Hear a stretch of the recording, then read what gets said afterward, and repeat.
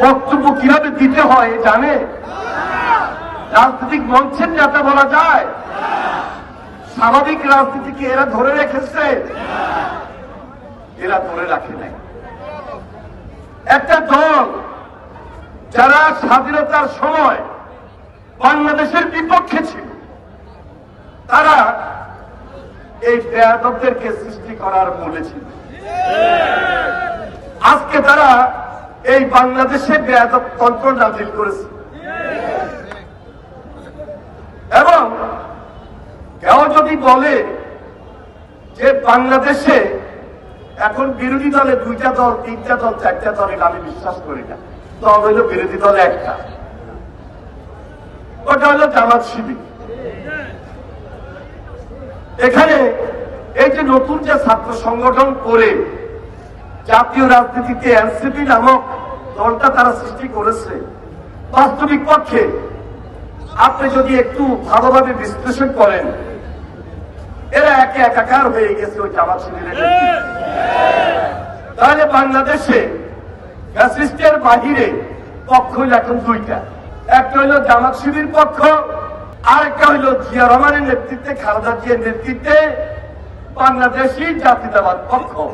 এবং এই পক্ষের নেতৃত্বে একটা রাজনৈতিক মোর্চা, যাদের সঙ্গে আমাদের রাজনৈতিক মিল রয়েছে।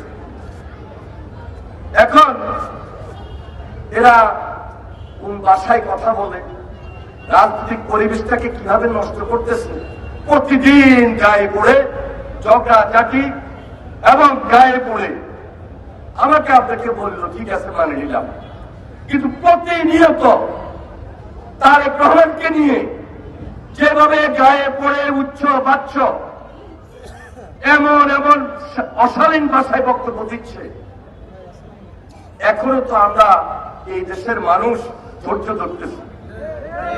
আমাদের ধৈর্যের বাদ কিন্তু এখনো ভেঙে যায় নাই। এই কারণে ভাঙে নাই, কারণ আমরা রাজনীতি করতে করতে এখানে এসেছি। বিএনপি রাজনীতি শুরু হয়েছে প্রেসিডেন্ট জিয়ার নেতৃত্বে, একটা উদারপন্থী গণতান্ত্রিক দল।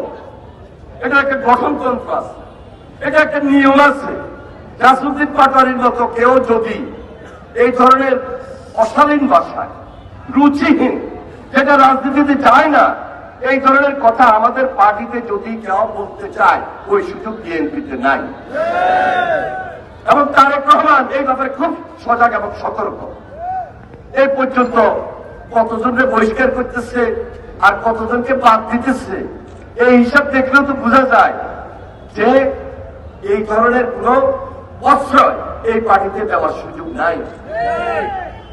5 তারিখের পরে এরা বাংলাদেশে যে একটা আন্দোলন ছিল, যে আন্দোলনের রেজাল্ট নিয়ে আমরা এসেছি, দেশকে কিছু দিব, একটা সুন্দর নির্বাচন হবে, এখানে একটা বড় বিভক্তি নিয়ে এসেছে।